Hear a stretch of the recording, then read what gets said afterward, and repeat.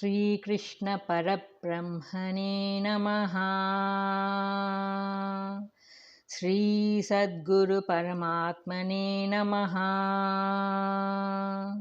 Sarva Maharshibhyo Namaha. 48th Sloka. Yogastha Kuru Karmani Sangam Tyaktva Dhananjaya Siddhyas Siddhyoh Samo Bhutva Samatvam Yoga Uchyate. Substance. O Arjuna, steadfast in yoga, giving up all attachment, unmindful of success or failure, do your work. Such equanimity of mind is called yoga. Commentary. The Lord's command is that man should work, having established himself firmly in yoga. What is yoga? Equanimity of mind in success and failure is yoga. The definition of yoga should be carefully noted. How one can acquire such perfect mental equilibrium? Such a state can be had only when one transcends the mind and enters the atmic state. That is the yogic position. The merging of the mind in Atma is yoga, as this state alone can bring about perfect equanimity. The word yoga is here applied to samatvam, that is equal mindedness under all circumstances, free from any kind of desire. Realizing one's unity with Atma, one man should work. One should cultivate the habit of remaining steadfast in Atma before plunging into work. Godliness and spirituality should permeate the mind. One should feel his identity with the universal being. Otherwise, the work he does will bind him to the world. The success and failures, losses and failures of his worldly activities disturb the mind by throwing it up in waves of momentary elation and depression and of pride and despondency. So one should deeply think of the self and discriminate the real from the unreal. Then only can a man work with real detachment and with a steadfast mind. That is why the Lord first teaches the yoga of self realization and next speaks of karma yoga. Question. What is yoga? Answer. Equanimity of mind is yoga. Question. What is the method of work? Answer. Steadfast in yoga, free from attachment and equal minded in success and failure. Man should work. 49th Sloka. Durena hyavaram karma buddhi yoga dhananjaya buddhau sharamanvicha krupanaha phalahetavaha. Substance. O Arjuna, work with attachment is far inferior to Nishkama Karma. Therefore, seek refuge in desireless action with equanimity of mind. Those who work for fruits and reward are wrecked. Commentary. We find that Arjuna is addressed as Dhananjaya in this and the previous verse. The Lord exhorts him not to content with worldly wealth and dominion, which are perishable stuff, but seek and strive for spiritual treasure that is eternal. In the Gita, the term buddhi yoga is many times used as an equivalent to gnana yoga. Here, the term is used in the sense of discriminative intellect, which makes nishkama karma possible.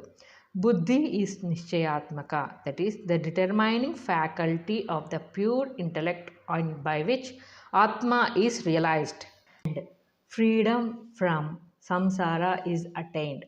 The mind is polluted by various tendencies, vasanas, which bind man to the pleasures of the objective world and carry him on from birth to birth.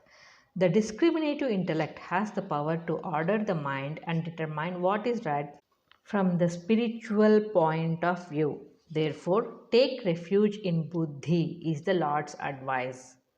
When the man brings into direct operation this faculty of intellect, the dust and heat of passions raging through the material world are cleared up and the perception of reality becomes possible. The impure tendencies, vasanas of the mind, create 100 desires, and a man goes on acting for the fulfillment of these desires. Consequently, the cycle of birth and death continues endlessly for the ignorant man. Desireless work is the open gateway to knowledge and liberation. The two types of work, work with desire for enjoyment and work without desire, are at the opposite poles. Two persons may be engaged in the same work. One does it for personal enjoyment and fame, and he misses the true end. Another does it without any personal thought or feeling. He achieves the true aim and becomes free. So, the attitude to work is the most important, whatever may be the actual value of the work. The ignorant people who cannot see this difference in mental attitude are confused because they find the wise and the ignorant doing the same work externally. The Lord condemns the poor souls who are always seeking for small rewards for their little work. They are mean spirited and wretched men, Kripanaha. They are carried away helplessly and painfully. Why should man make himself a wretched plaything in the hands of nature? Why should he become a toy in the hands of fate to be turned in a world of worthless pleasures and bitter sorrows? The Lord wants Arjuna to be a real man and not merely a show boy in the hands of nature. Being born as a man endowed with intellect and discrimination, it is shameful that people should make themselves slaves and bondmen out to nature, forgetting the glory and blessedness of their real self. Seek refuge in the equanimity born of knowledge. That is the clarion call of the Lord. Through the purified buddhi, man attains the supreme. Question: what is work with desire? Answer: it is wretched. Nishkama karma is the highest form of work. Question: in what should a man take refuge? Answer: man should take refuge in equanimity born of knowledge. The result of performing one's own duty with evenness of mind is stated. 50th sloka. Buddhi yukto jahatiha ube sukruta dushkrute tasmad yogaya buddhyasva yogaha karmasu kaushalam. Substance.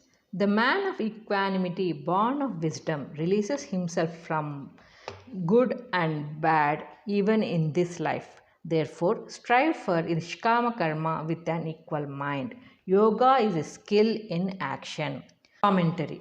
One who possesses equanimity, born of wisdom, means a person who is endowed with discrimination and determining intellect and who therefore is capable of acting with an equal mind. Such a man is not tainted by good or bad, merit or demerit. Only the bound soul attached to the world is subject to the effect of his actions, good or bad.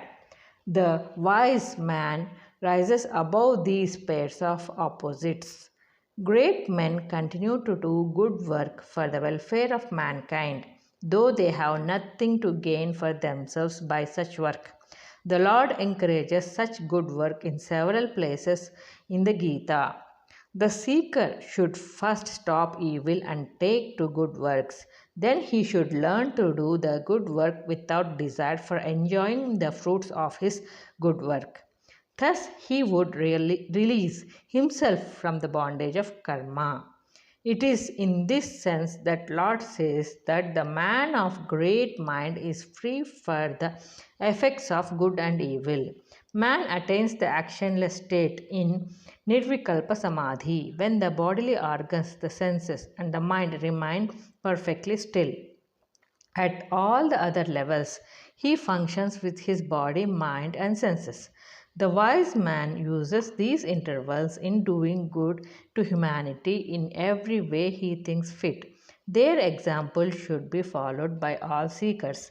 They should train themselves to do good work selflessly, and this opens the path to perfection. Skill in action. Dexterity in action is yoga. What is this dexterity? It is the capacity to remain detached and equal minded while engaged in all forms of practical work in the world. Such dexterity is yoga. The present definition, yoga is dexterity in action, is used to cover the entire range of human action with evenness of mind as the determining condition. Question: what is yoga? Answer: skill in action is yoga. That is, that capacity to act without attachment and with perfect equanimity.